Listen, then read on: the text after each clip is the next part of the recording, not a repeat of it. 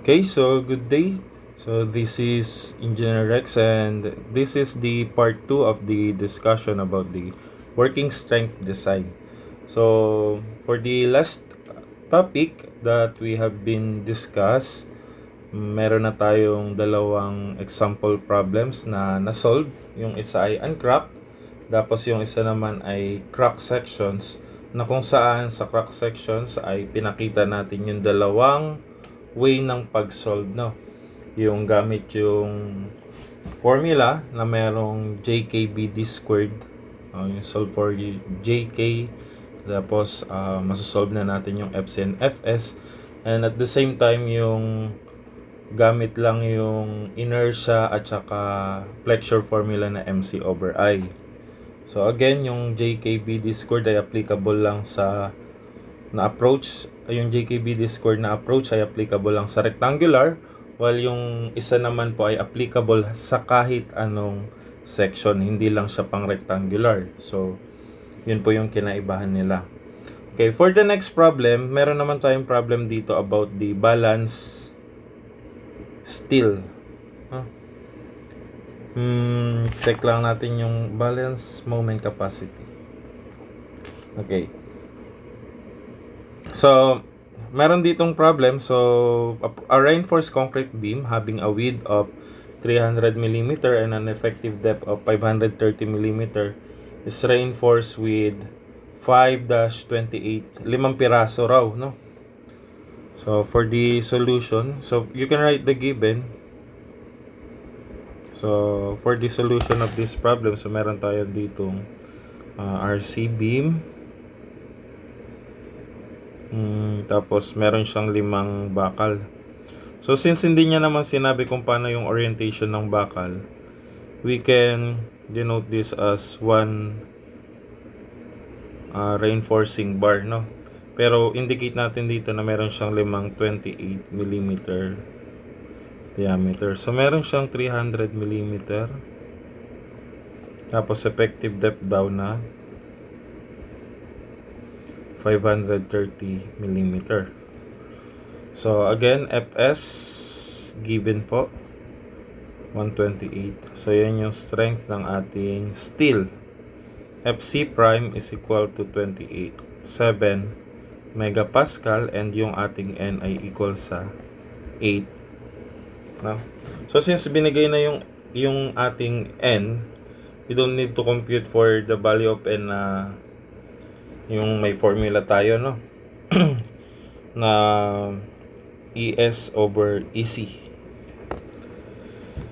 Pero hindi binigay ang value ng FC. Pero we can compute the value of FC by 0.45 ng FC prime, no? Yun yung based doon sa code. So itong ating required, ang required sa atin ay malaman yung balance moment.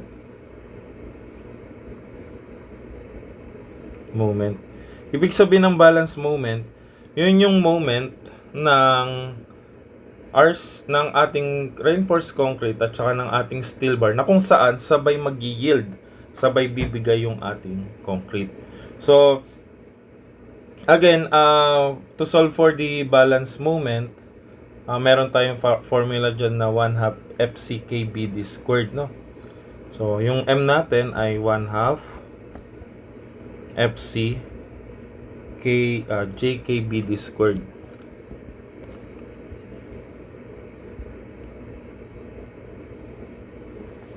Okay, so that is the formula pagka sa ating concrete. Ito ay para sa concrete. At saka, so lagay natin MC. Tapos pag MS naman, ASFS JD. Ito ay para sa steel. Again, applicable lang po yung formula na yan para sa rectangular section. So, kung hindi na po siya rectangular, ay hindi na po yan applicable. So, ang FS, so check natin isa-isa. Para ma-solve yung moment na yan, take note, since balance moment yan, we expect that the moment at the concrete is the same as the moment at the steel. Parehas lang po dapat ang value na yan. Kasi kung hindi yan parehas, ibig sabihin, hindi sabay na mag-yield yung concrete at saka yung steel bar. No? So, very seldom na nangyayari po sa construction na sabay bumibigay yung ating concrete at saka steel. But in this solution, sa ating computation, we have to compute for the value ng ating EC, ng ating moment. So, isa-isay natin. 1/2, okay. Wala namang problema dyan. FC. Ay, sorry. Nabura ko. FC. Paano, given bang FC?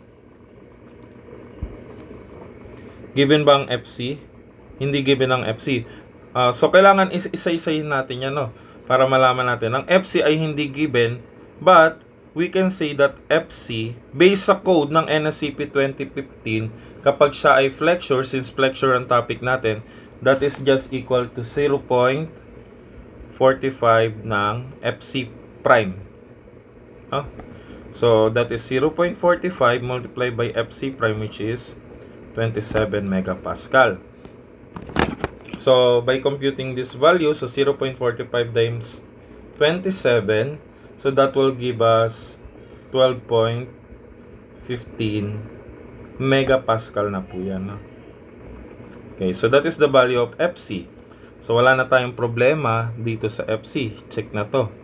Paano yung J at saka K? So, BD squared, ang B natin ay 300, ang D natin ay 530. Wala nang problema dyan. So, kailangan nating malaman ano yung value ng K at saka ano yung value ng J. No? So, kung maalala nyo, meron tayong formula ng K. K is equal to NFC over NFC plus so NFC plus Fs. Okay? So, kung gusto nyong ma-derive yung formula na yan, gamit kayo ng similar triangles po, no? Based doon sa ating derivation. So, to solve for that, meron tayong, pwede nyong i-drawing yung ating stress diagram, no? So, check nyo yung sa, kung medyo makalimutan nyo man itong formula na to, balikan nyo lang yung strain diagram. Balikan nyo yung concept, no? Kasi kung medyo hindi nyo kabisado siya, ECC, so ang ECC natin ay equal sa FC over EC, no? Tapos itong katapat ng ating concrete, so this is ES, epsilon S, FS over ES, no? Ito yung ating ECT. Okay? Then by ratio and proportion, this is KD. Yan. Tapos ratio and proportion nyo yung KD. KD. So parang magiging KD yan. Over, so ratio and proportion itong line na to, tapos yung side na to, over FC over EC, equal yan dun sa big triangle. So, gagawa tayo ng big triangle. Ilan ba tong distance na to? Diba distance yan ng, hanggang effective depth lang.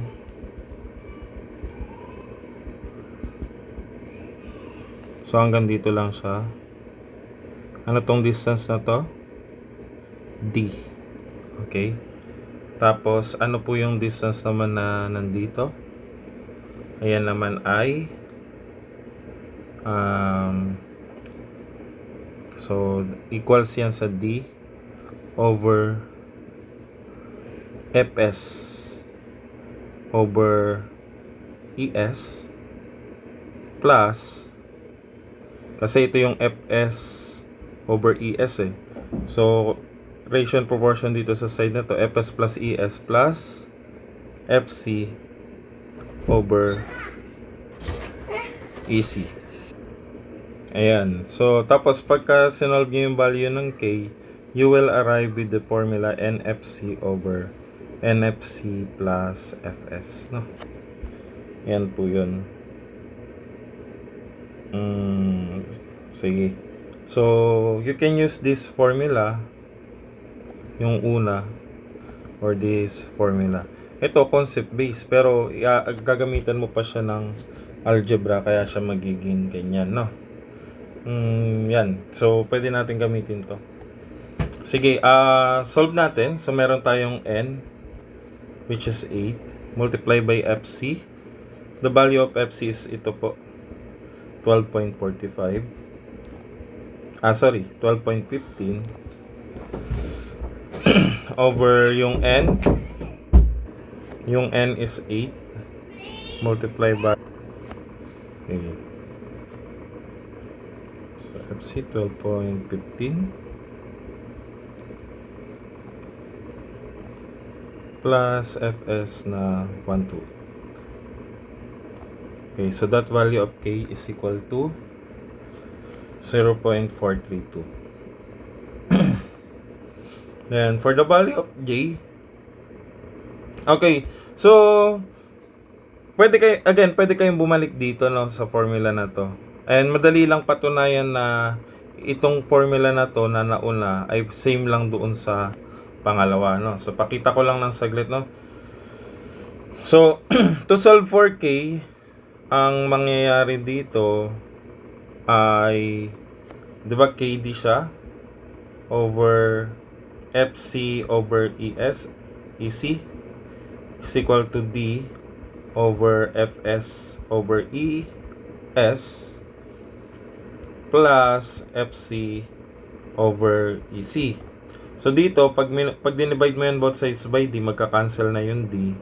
Tapos ito, multiply mo yung sa FC over EC.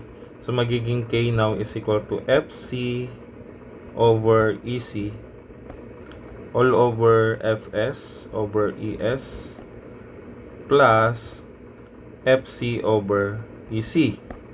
So, ang mangyayari dyan ay mag-multiply tayo both side by ES. No? Pag multiply tayo by ES, madidistribute yung ES dito. So, ang mangyayari dyan ay magkakaroon ng ES yan na multiplier doon po sa part na to. Magkakamultiplier yan ng ES dito. Tapos multiplier yan ng ES dito. So, yung ES at ES dito magka-cancel. Tapos ito, magkakamultiplier to ng ES. So, magka-cancel po yung ES dyan again. Then, mapapansin natin, ang ES over EC, yan po ay modular ratio N. ES over EC. Modular ratio N. So, mapapansin nyo, yung K natin ay N. Pag sinimplify, N times Fs. So, NFS over Fs plus NFC. Okay? So, di ba yun lang po yung formula rin na nandun sa taas. Okay? So, yan po. Kung sakali man na nakalimutan nyo yung formula, balik lang po tayo doon sa concept na. Madali lang po siyang ma-derive. Okay, then next, nakuha na natin yung K, so solve naman natin yung J. So, J now is equal to 1 minus K over 3. So, that is 1 minus 0.432 over 3. So, that will give us 0.856. So, for the balance moment, yan na yung tinatanong.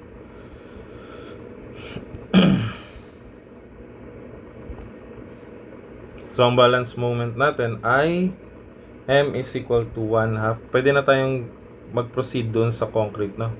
So, 1/2 FC JK BD squared. So, what is FC? 1/2 ng 12.15. What is J? 0.856. Tapos, what is K? 0.432. Tapos yung B, 300. So, kulang na tayo sa space. Sa baba ko na lang isulat. So, M ng concrete yan, no? Which is same lang naman sa moment ng steel. Tapos, J is 0.856. Ang K natin, 0.432. Ang B natin ay 300 multiply by 530 squared. So, ang moment ng ating concrete will give us 182.235 kilonewton meter. So, kung naka-ano siya, naka-newton millimeter po yan lahat, ang malalabas dyan, 182 million, no? 235 something. Tapos may digits pa yan dyan. Or 182 times 10 raised to 6 Newton millimeter ang magiging answer dyan. Pero kung i-convert nyo siya sa kilonewton meter, you have to divide that into times 10 raised to 6. Kaya magiging 182.235 lang siya, no? Okay. So you can try by solving this problem into paano kung ang ginamit mong formula ay M ng steel, moment ng steel. So moment ng steel, ano na yung formula natin sa moment ng steel? ASFS JD, no? So by applying this formula, MS, dapat same po yung malalabas na sagot dito, no? So ilang pirasong bakal ulit yun? 5. So 5 multiply by pi over 4 by 25 squared. Then what is Fs? Fs is 128 multiply by the depth of 530. Okay? So by solving this problem, so calculate lang po natin saglit, no? Okay, so correction lang pala. So 520 lang pala dapat ito. Okay, then so dito sa ating AS 28 pala yung bakal natin. So AS is 5 pirasong bakal na 28. Okay, then yung ating Fs naman po ay equal sa 128. Tapos yung ating J value is 0.856 multiply by the depth D na 530.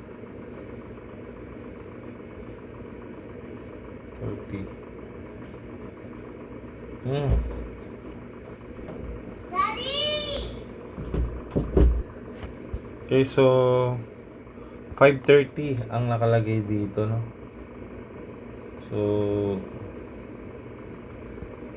tama yung solution pala natin dito kanina, 530 siya. So iba yung lalabas sa calcu pag 530. Yung sa book kasi is naka 520 siya. So sige, kung 532, so mababago to yung answer dito. Sige, recompute lang natin. 0.5 times 12.15 times 0.856 times 0.432 times 300 times 530 squared. So 189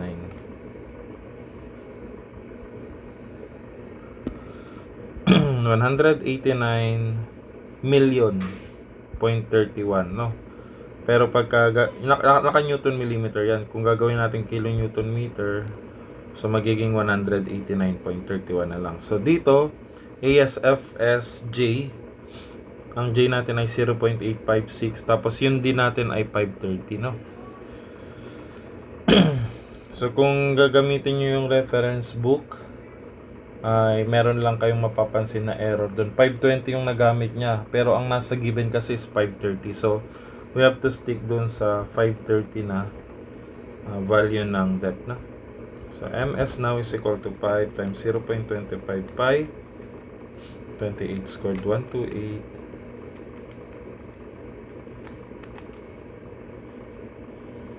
Okay, so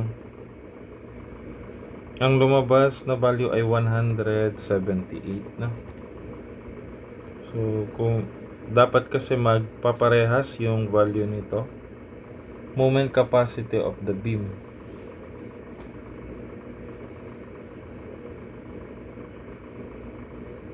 Okay, check lang natin.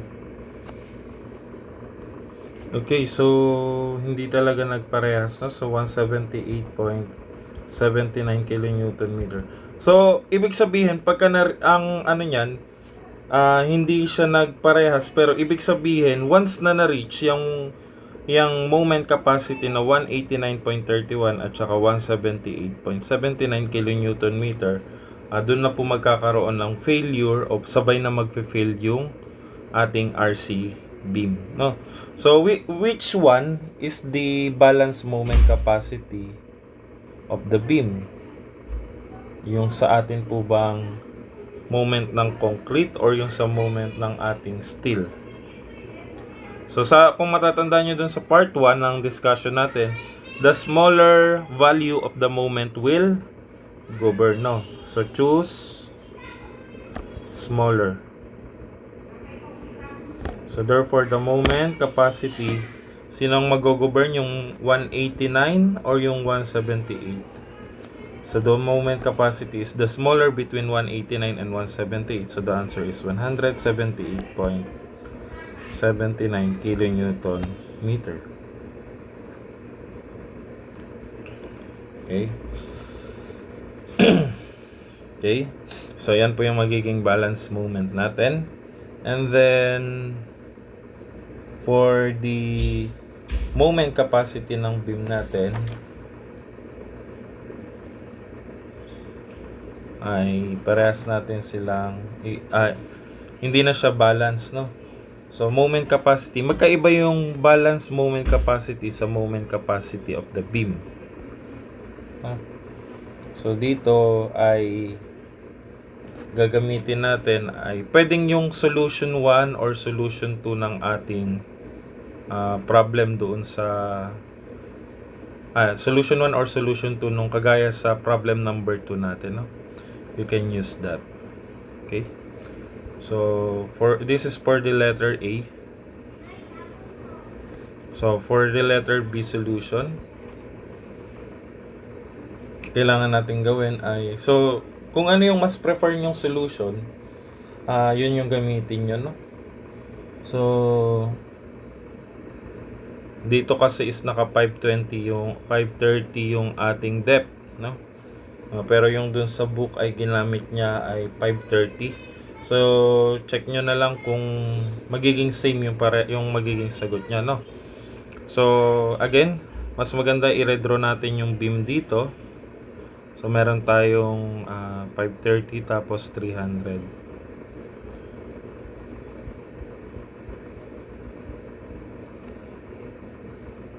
Yan, 300 mm.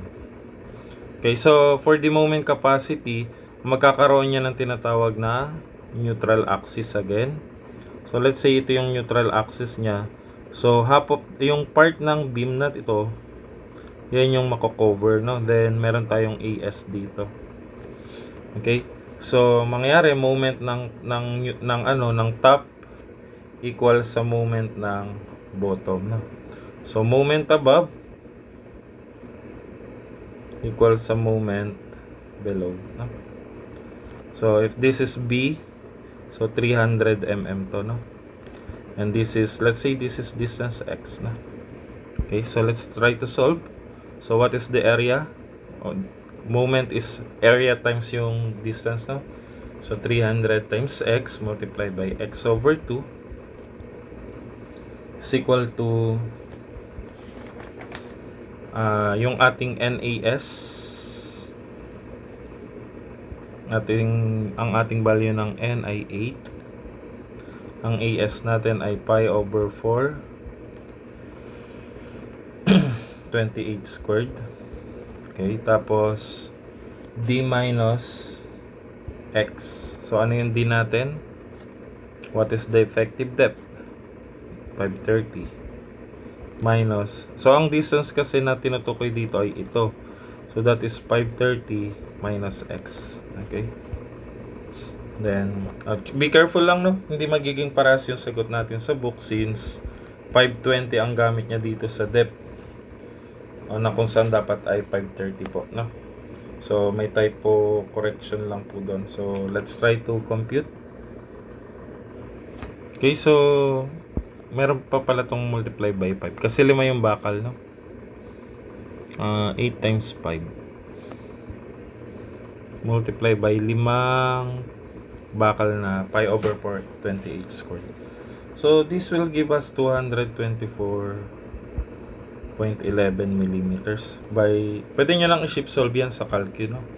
224.11. So, again, may dalawang solution dito ng pag-solve. Pwede rin gamitin natin yung solution 1 or pwede rin naman yung ating solution 2, no? Pero kung ganito yung problem, mas prefer kong gamitin ay yung solution 2. So, pwede nyo i-solve rin to by solution 1. Yung solve kayo ng K at saka J para hindi na kayo mag-solve ng inertia, no? Ito kasi mag-solve pa kayo ng inertia. So, kung applying solution 2, yung merong inertia, ay ng neutral axis is equal to BH cube over 3. So, 300 times x. Saan ba equal yung x? Sa 224.11 cube over 3 plus NAS. So, 8 times 5 times pi over 4, 28 squared.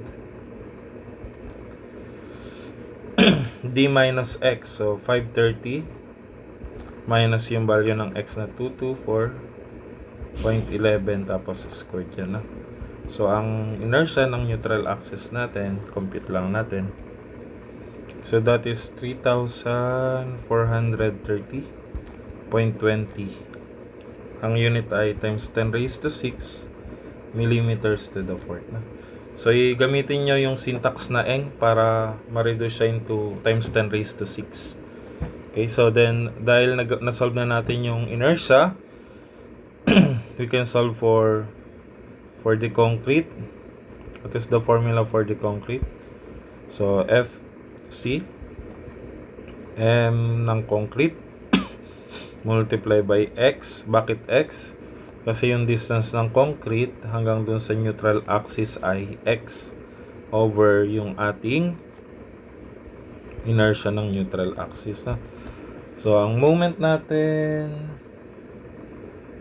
ay alam ba natin? So, yun pala yung tinatanong, no? So, how to solve for the moment ng concrete? So, pwede naman, shift solve nyo na lang, no? Tapos, saan ba equal yung FC natin? Kahit yan na yung formula natin. What is the value of FC? 12.15 is equal to moment ng concrete.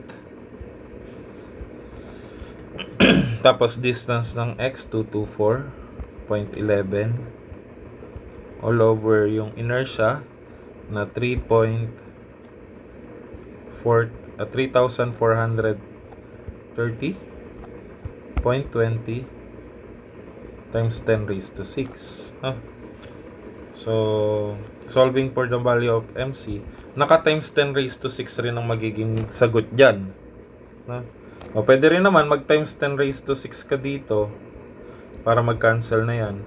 So, ang ibibigay na value na ng MCI, kilonewton meter na siya, no? Pero kung hindi mo ka-cancel yung times 10 raised to 6 dito sa inertia, naka times 10 raised to 6 pa yan, no?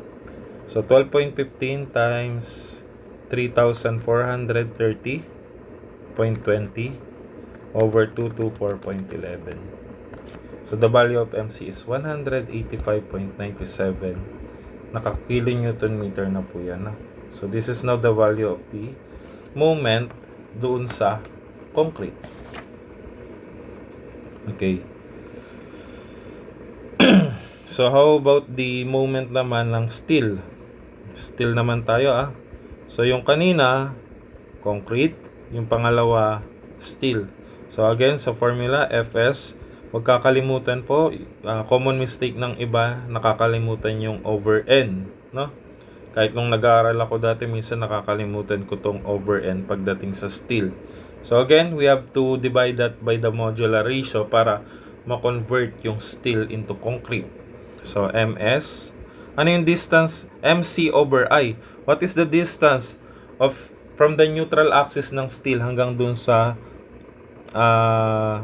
centroid ng ating section. So that is 530 minus x. So 530 minus x, or yan yung d minus x natin, no? You can write this as d minus x over inertia. Okay, so by applying that formula, what is Fs? Value of Fs is 128 over yung n. Ang value ng n natin is 8 is equal to ms. What is the value of ms? Ayan yung hinahanap. Tapos 530 minus x, but x is 224.11 all over yung inertia natin na 3,430.20 times 10 raised to 6. So kung mag times 10 raised to 6 ka rin dito, mag-cancel na yung times 10 raised to 6, naka-kilonewton meter ka na sa ms. So the value of ms here is 179.42 kilonewton meter. Okay, so this is now, okay, wait lang. So which one is the answer for the 2? So again, kung babalikan natin yung na-discuss natin dun sa part 1, ang pipiliin natin is the smaller between the moment of the two. So, saan po yung mas mababang value? Therefore, ang moment capacity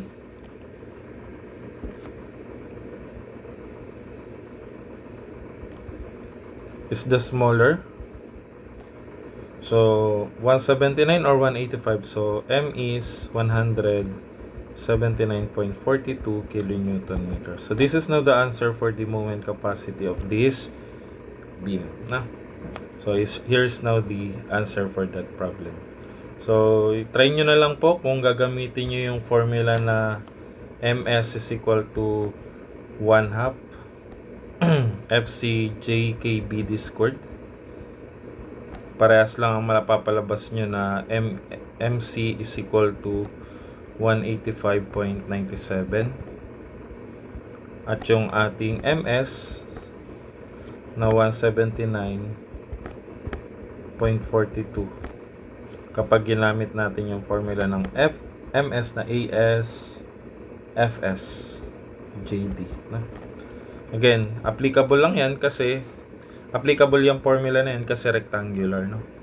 Itong formula po na ito, na solution natin dito, na sinolve natin yung neutral axis, sinolve natin yung inertia, at yung ating stress value, na na-compute natin yung moment. Ito ay applicable, itong solution 2, sa kahit anong section ng beam. So, that is the another solution for that is the another example problem for this problem. Okay, so kung mapapansin nyo ay inassume na rin natin na siya ay nag-crack yung ating section, kasi dito sa solution ng problem na to ay solution po ito ng crack section.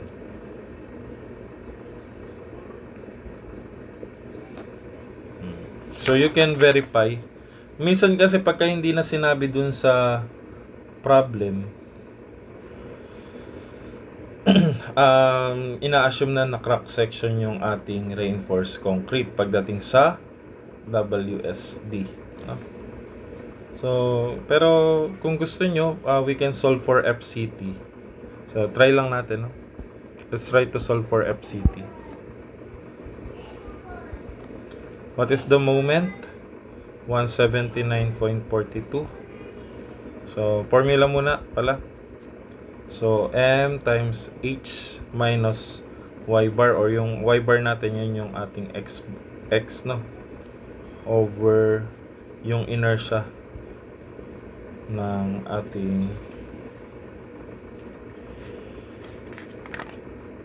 uncrack. Magko-compute pa pala tayo dito ng uncrack.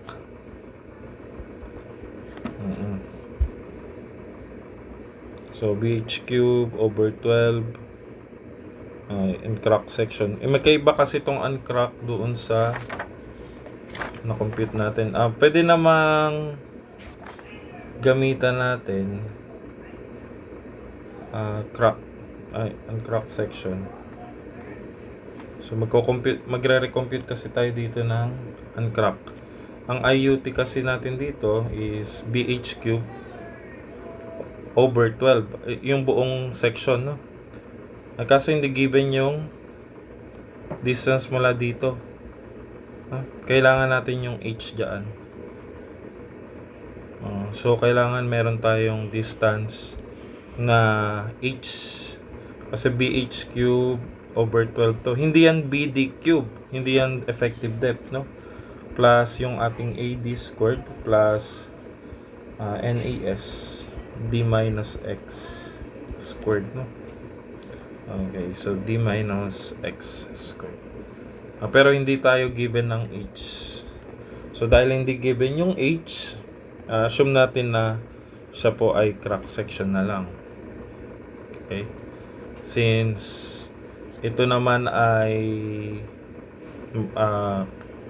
magkakaroon ng cracks once na may nag-apply na loads dito sa ating section. So, ina-assume natin na malaki yung value ng moment capacity. So, again, pagka hindi sinabi sa problem kung crack or uncrack or insufficient ang data, let us assume that this given is a crack section. Okay? So, I'll post, mag-post lang po ako for this time para makapag-gawa ng panibagong problem po, no? Okay, so for the next problem, so we have to determine the safe span L that could carry a uniform load all throughout its span with, so meron raw tayong beam na nagke-carry ng uniform load all throughout its span. So simply supported lang siya since hindi naman nabigay sa problem, no? So could carry a uniform load all throughout its span. Okay, so since hindi nasabi sa problem, so meron tayo dito raw na dead load which is equal to 12 kilonewton per meter, tsaka live load na 10 kilonewton per meter. Okay.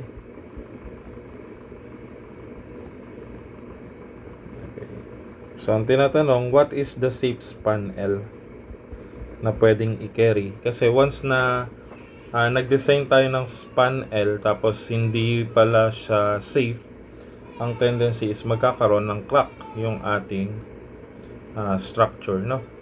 So, given the cross-section of the beam below, so hindi na siya rectangular. So, ibig sabihin, hindi na applicable dito yung mga ginagamit nating formula na JKBD squared. No? So, ang gagamitin na po natin dito ay yung solution 2. No? Na isosolve mo yung centroid, yung X, tapos solve mo yung inertia, then you solve for the moment capacity ng concrete at saka steel. Then choose one, no, sa kanilang dalawa. Okay? So, for this problem, kailangan malaman natin kung itong beam ba na to ay nasa ng neutral axis. Since merong transition between dito sa point na to, sa line na to, is it below itong 100 millimeters mula dito sa top? Nasaan kaya, mapapaisip tayo, nasaan kaya yung neutral axis niya? Above ba dun sa 100 millimeters below or sa below, no? So, alamin natin, no? So, kung sakali man na yung ating moment ay nandito sa part na to. Dalawang case kasi yan. Pwedeng ang case 1 natin ay nandito yung ating neutral axis o kaya naman ay nandito sa baba, no? Okay? So, hindi natin alam kung alin dyan sa dalawa. So, pero ang nagkakaroon ng transition kasi ay dito sa line na to. Can we compute dito sa mismong transition para malaman natin kung above or below? Yung ibang solution dito, itatry muna nila na doon sa top. Tapos, after mapatunayan na mali pala yung sa top, paano mo masasabing mali yung value ng sa top? Kapag nagiging imaginary yung sagot mo, ibig sabihin, may mali doon sa nilagay mong location. I-try nyo ngang i-solve na nandito, tapos ito yung x. Try nyo i-solve yan, magiging imaginary yung value. Kung siya ay hindi doon hindi doon yung kanyang area, no? So, let us try kung dito mismo sa 100 millimeters below ng outermost fiber ang distance ng ating x. So, ang mangyayari dyan ay b times,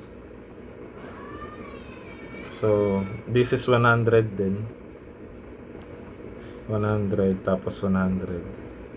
So, imo-moment natin yung dalawang 100 na yan. So, mangyayari ay, so yung ating moment sa top, so kung 100 yan, ay sorry,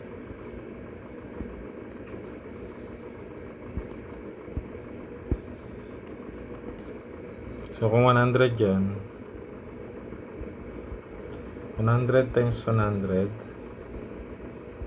times yung centroid niyan 100 over 2, tapos dahil dalawa sila times 2, no? So ito yung moment sa top. So ilan yung moment sa top natin kapag ganyan?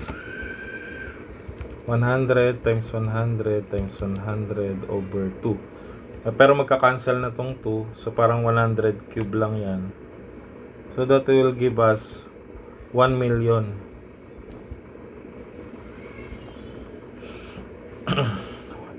Millimeters cube ang unit niya, na. Kapag ka doon naman sa baba, m below, ito ang formula nito is yung b times x over 2. Tapos multiply by, naka-multiply by 2 tayo kasi dalawa yon, no? So kumbaga ito yung b mo, ito yung b. How about the n below? So NAS times d minus x, yan yung ating yung ating moment below. Tapos i-compare na lang natin para hindi na tayo manghuhula kung nasa taas ba or below nung ating line na yan, no? So what is n? 9 pi over 4. So may 5 pala tayo, no? Kaya 5 multiply by 5, 9 times 5 pi over 4, 20 squared. Tapos d is 400 minus yung ating x value. Ilan po yung ating x value? Ang ating x value ay ito, 100. Ito yung magiging x value natin temporarily. Okay, so what is the value of this? 9 times 5.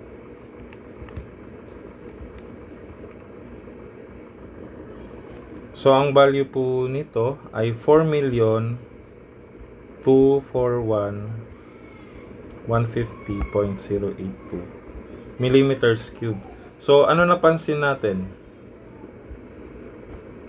So ang m top natin is less than m below. So ibig sabihin mas malaki yung area ng ating bakal sa baba kung nandito yung distance ng ating neutral axis na x. So nangangahulugan, base dyan, malalaman natin na yung ating neutral axis na x ay greater than 100 mm. So meaning, hindi na natin kailangang mag-assume. So we can say na ang ating neutral axis dito sa cross-section na to ay greater than 100 mm na distance from the topmost fiber ng ating beam, no? So, we can say na ang ating neutral axis ay banda rito, no? Yan. So, kung nandyan banda yung ating neutral axis,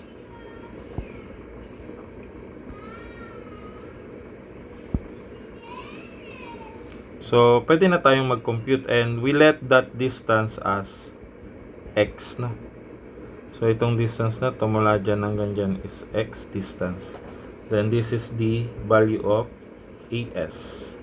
So, ang AS natin ay 20 mm diameter. So, yung portion ng compression natin dito ay ito lang. Okay? Tapos yung portion ng steel natin ay ito. So, ito ay 20 mm diameter. Or we can say na para hindi na tayo malito, pwedeng ang gamitin nating value dito ay NAS. We write here NAS. So if this is X, again 100, 100, tapos meron tayong 200 dito. So lumalabas na ito ay 400 po, no? Millimeters. Para sa distance. Okay? So to compute for that, so pwede naman nating computein siya ng ganito. Tatlong area, no? Okay, so area 1, area 2, area 3.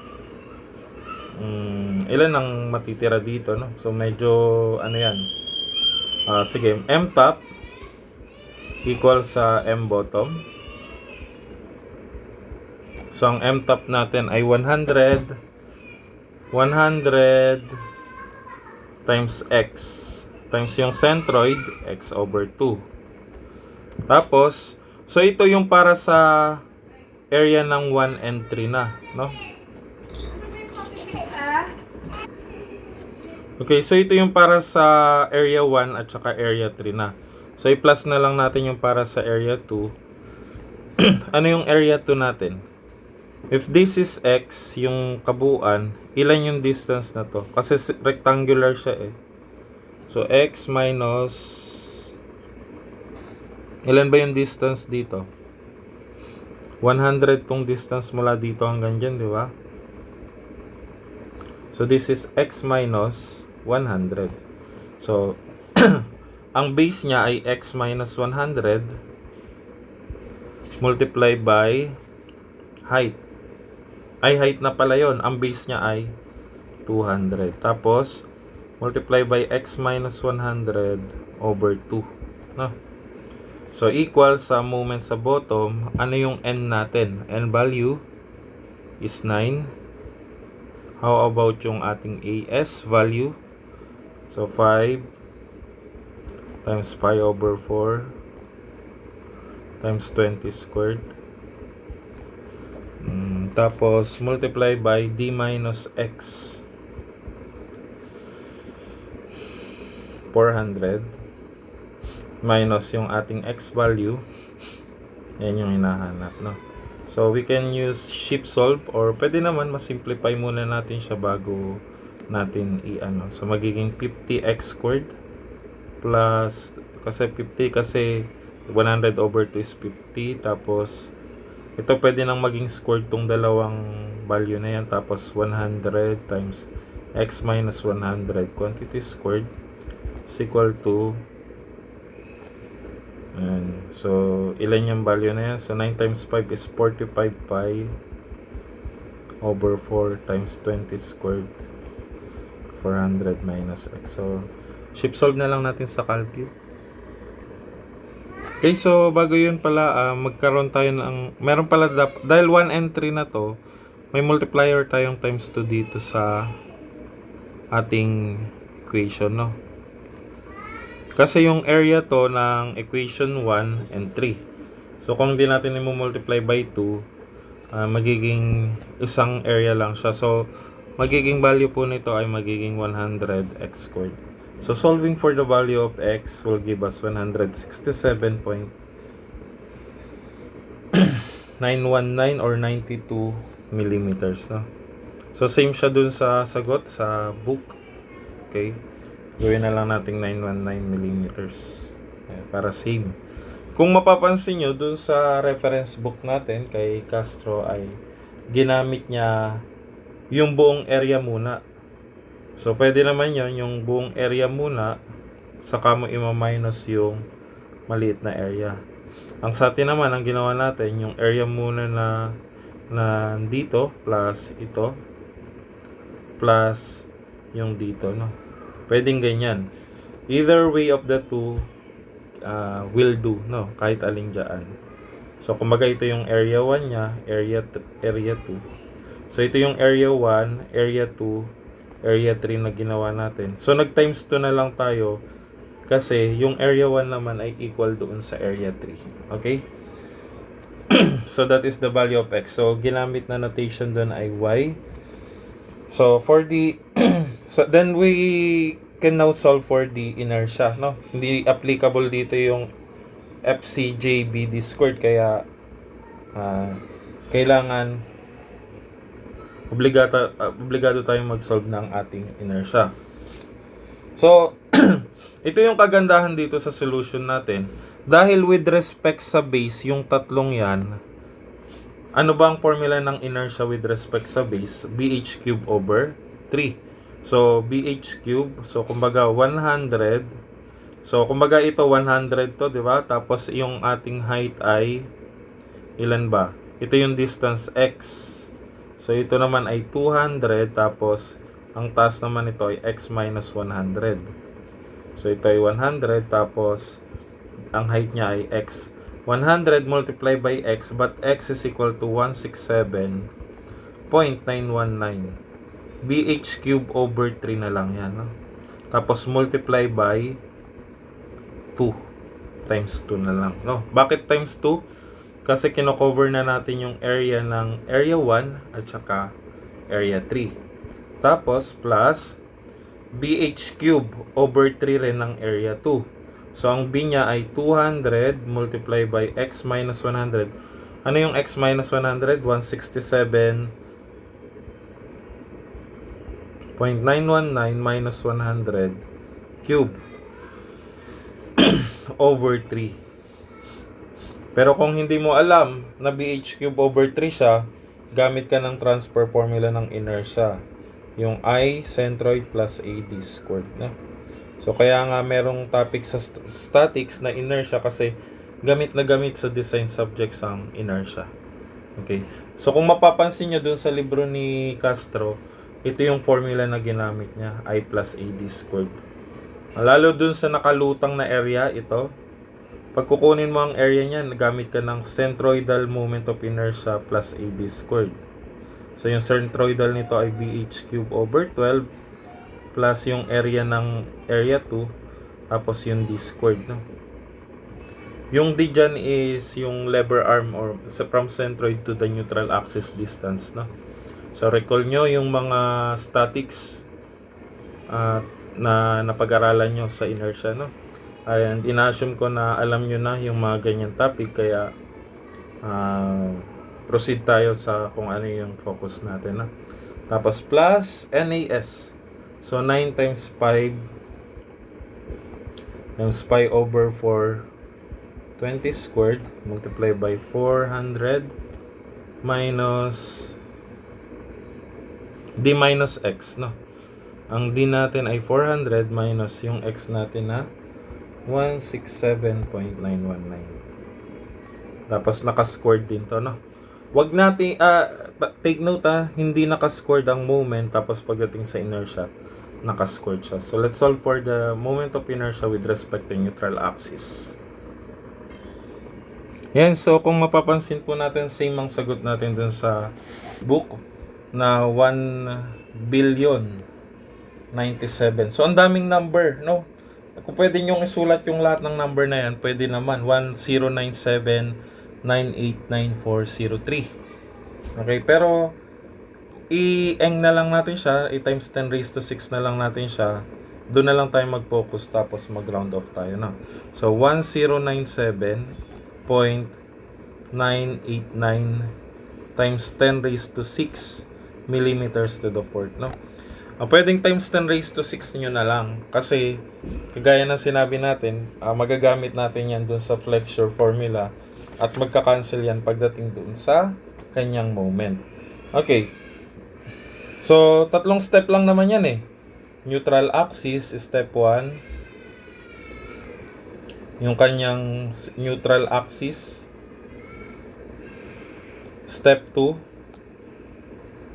Moment of inertia. Then step 3 is the flexure formula.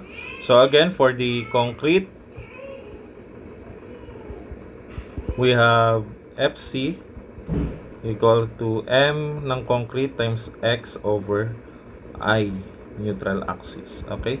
What is the moment ng ating hindi pa natin alam yung value ng moment, no? So pero yung FC natin, can we know, pwede ba nating malaman yung FC natin? Ang FC natin ay binigay lang yung FC prime, 21 megapascal daw.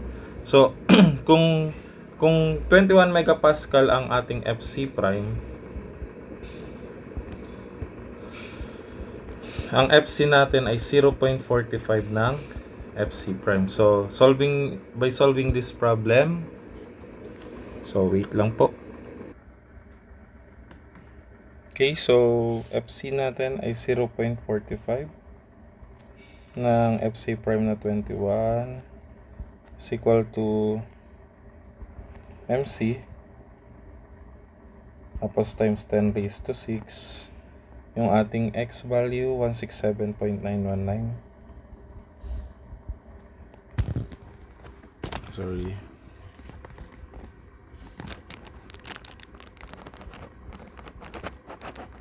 Over yung I na 1097.989. Okay, magka-cancel lang po yung times 10 raised to 6. So, mas-solve natin yung concrete dito, 61.79 kilonewton meter, no? Tapos, pagdating naman sa steel, so, Fs lang. So, Fs over N, Ms D minus X over inertia ng neutral axis. So, solve nyo na lang po yun dito. Tapos, ma-solve nating value ng Ms ay 72.54 kilonewton meter. So, ang mag-governing value ng moment natin is the smaller. Use M is equal to 61.79 kilonewton meter. So, based dun sa given ay meron siyang dead load na 12 kilonewton per meter tsaka live load na 10 kilonewton per meter. Okay? So, kung simply supported siya, ang maximum moment natin ay equal sa WL squared over 8. So, ang W natin ay equal lang sa W ng dead load plus W ng live load, no? So, solving for the value of L, so 61.79, yung maximum moment po natin, yun yung gagamitin nating napalabas na value dyan. Tapos, dead load is 12 plus 10. L is L squared over 8. So, solving for the value of L, so the value of L is 4.74 meters. So, that is now the answer, no? So, itong WL squared over 8, yan po yung ating maximum moment pagka uniform load. So, balikan nyo na lang yung sa strength of materials nyo. So, yung magiging maximum moment po natin dito ay WL squared over 8. So, yun lang po for today's video. And I hope na meron kayong natutunan. So, thank you for watching.